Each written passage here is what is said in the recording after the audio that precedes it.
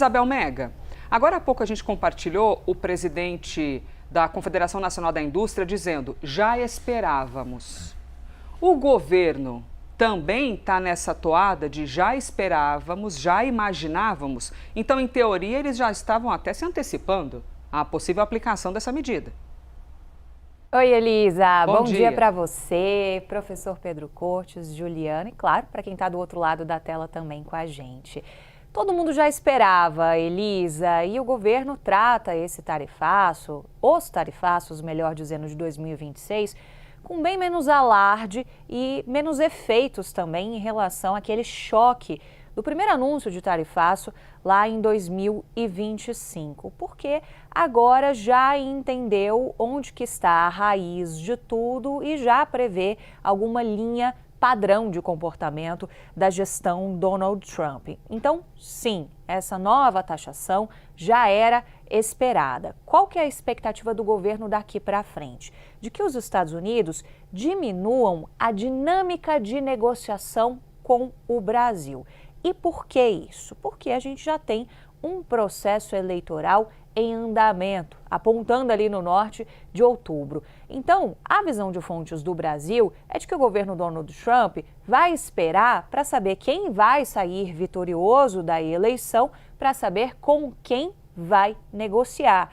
É por isso que a gente tem escutado muito aqui em Brasília nos últimos dias que eventuais negociações só devem ocorrer depois das eleições de outubro. A Jussara Soares traz uma apuração importante também de que até a própria aplicação da lei da reciprocidade também pode levar ainda algum tempo e ficar, inclusive, para depois das eleições. A gente sabe que o empresariado é contrário à aplicação de retaliações contra os Estados Unidos. Isso foi muito preponderante nas conversas de diferentes setores aqui em Brasília, com representantes do governo Lula, em destaque com o MDIC. Também há uma visão, e aí caminhando mais para a parte política, já que o governo Lula é enfático em dizer que o bolsonarismo está na raiz de tudo e que tudo começou diante daquele processo lá da trama golpista em que o alvo principal, melhor dizendo, era o ex-presidente Jair Bolsonaro. Há uma visão de que eles esperam que os Estados Unidos escalem ainda mais o tom eleitoral partidário por Flávio Bolsonaro, vindo de figuras do governo norte-americano como Marco Rubio, mas de outras autoridades. Espero, inclusive, que o próprio Trump possa em algum momento verbalizar algo nesse sentido de apoio a Flávio. Então, isso mostra a visão do governo Lula, e que a gente sabe que tem um caráter muito forte também, de defesa da soberania, mas uma camada, um discurso eleitoral muito forte, de que há uma intenção também de interferência eleitoral no nosso processo aqui em outubro. Então, esse é um outro ponto muito enfatizado pelas fontes do governo Lula, Elisa. E quando a gente fala que o governo vê com menos alarde, tem por trás também uma percepção de que o próprio empresariado, e é claro que aqui a gente está falando de uma questão mais generalista, porque tem setores que vão depender mais, tem setores que vão depender menos do mercado americano, mas uma visão mais genérica de que o próprio empresariado entende que os Estados Unidos não são mais um parceiro confiável. Porque como é que você fica negociando com alguém que está o tempo todo mudando as regras do jogo? Isso não traz credibilidade, isso não traz confiabilidade nesse processo. Então já está em curso, desde o ano passado, essa questão da abertura de mercados. Me pontuaram aqui, só para concluir, por exemplo, a questão do mel. O Piauí é um dos principais estados exportadores de mel aqui no Brasil. E o Piauí olhou, por exemplo, para o mercado espanhol. Então, em relação a esse produto em específico, você já tem ali uma rota de saída um pouco mais concreta.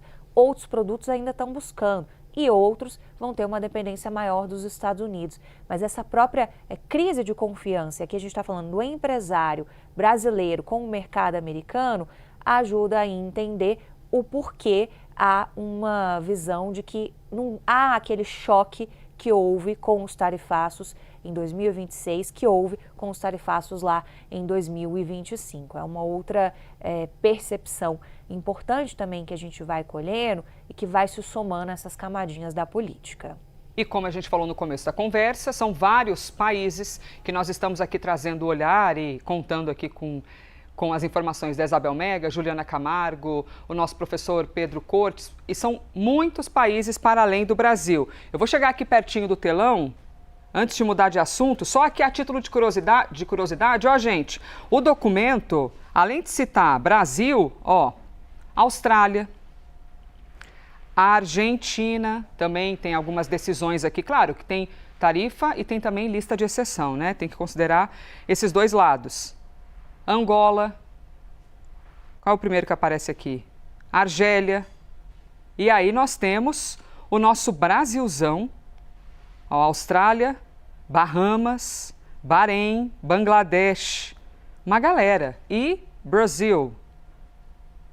Aqui, ó, Brasil aparecendo no 8º item, mas são vários outros que, assim como a gente, ó, Camboja, Canadá, Chile, China, Colômbia, que estão nesta sexta-feira de manhã do mesmo jeitinho que a gente, perguntando para os analistas deles, seja em mandarim, em castelhano, qualquer que seja a língua do país nativo, né, para poder entender como é que vai ser essa tarifa.